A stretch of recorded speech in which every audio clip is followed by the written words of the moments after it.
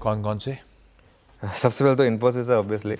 देखिए, कहने को ग्रीन होना चाहिए, मैं न्यूट्रल पता क्यों ले रहा हूँ, क्योंकि जैसा मैंने कहा कि रेवेन्यू अच्छा है, constant currency revenue, EBIT margin, सब अच्छा है, लेकिन सब प्राइस में, मतलब प्राइस में नहीं भी हो तो सब मार्केट को पता था ये, मतलब ये विस्पर्ड नंबर घूम रहा था मार्केट में। और FY26 का जो रेवेन्यू गाइडेंस बढ़ाया है इन्होंने, वो मुझे थोड़ा डिसअपॉइंट कर रहा है। ईबिट गाइडेंस भी थोड़ा सा सेम ही रखा है। अगर ये क्वार्टर इतना अच्छा था तो अपर एंड ऑफ द गाइडेंस बढ़नी चाहिए थी। या तो आपको आगे आने वाले क्वार्टर्स में कुछ दिख रहा है, या तो आपको Q2 लग रहा है कि काफ़ी ख़राब हो सकता है, कुछ ना कुछ तो बात है, वरना उस हिसाब से। और इन्फोसिस का स्टॉक जो है ना, पिछले अगर आप 1-2 महीने का चार्ट देखेंगे, इसने बाकी के मुकाबले आउट परफॉर्म ही किया है। तो उस हिसाब से मुझे यहाँ पर ना बहुत ज़्यादा जगह नहीं दिख रही। ADR भी सिर्फ 1% ऊपर गया। और लेट्स सी, पिछले क्वार्टर में भी जो अपर एंड है वो 3% ही था, इस बार भी 3% ही रखा है। इसके लिए सिर्फ मैं न्यूट्रल ले रहा हूँ। अगर इन्होंने अपर एंड बढ़ा दिया होता तो मैं ग्रीन लेता, ठीक है, क्योंकि नंबर अच्छे हैं। कोफोज की जहाँ तक बात है, कोफोज को ग्रीन ले रहे हैं, लेकिन क्योंकि कोफोज देखिए best in class numbers deliver करता है, ये सब जानते हैं इस चीज़ को।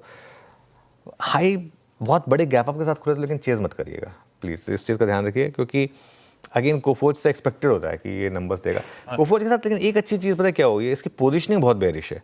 अगर आप इसका 1 महीने का चार्ट देखेंगे ना, पिछले 1 महीने में ये स्टॉक काफ़ी गिरा है, करीब करीब 5% के करीब गिरा है। अब या तो ये मार्केट ने एक व्यू ये लिया है, सेक्टोरल व्यू लिया है कि चाहे कितने भी अच्छे नंबर्स IT लेकर आ जाए, IT में स्टॉक नहीं चलेंगे, या तो ये इस वजह से व्यू लिया गया। आज जो भी है, आज कोफोज के अर्निंग्स रिएक्शन से पता चल जाएगा कि ये जो स्टॉक गिर रहा है ये नंबर का अप्रिसिएशन था या ओवरऑल सेक्टर पर मार्केट का व्यू था।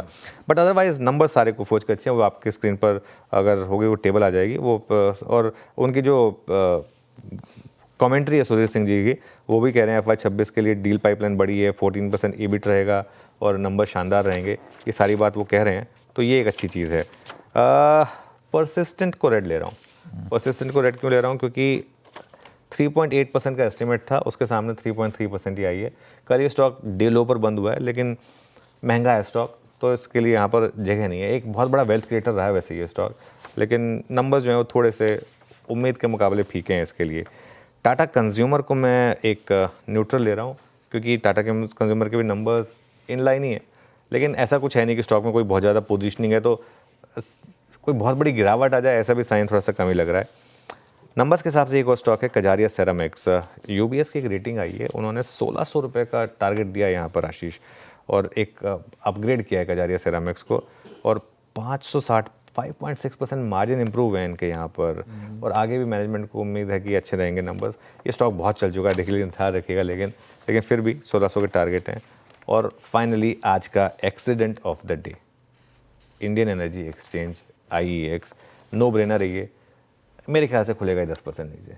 और पहली बात तो ये बैन में है, ठीक है, तो ऑलरेडी लोगों ने पोजीशनिंग बनाई हुई है, इसमें गिरा है काफ़ी, लेकिन उसके बावजूद गिरने के चांसेस हैं, क्योंकि ये एक बहुत बड़ा EPS हिट है। मेरे एनालिस्ट तो कह रहे हैं कि 33% तक का EPS हिट हो सकता है स्टॉक में, तो कंपनी में, तो इसके लिए बॉटम पकड़ने की गलती ना करें। लेकिन देखिए, इसमें मैं सिर्फ इसलिए रहा हूँ, इसको आप ट्रेड नहीं कर पाएंगे, ध्यान रखिएगा, बैन में है पहली बात तो, और दूसरी बात खुलेगा 10% नीचे सर्किट पे, मतलब उसके आसपास, उसके बाद ट्रेड क्या बचेगा।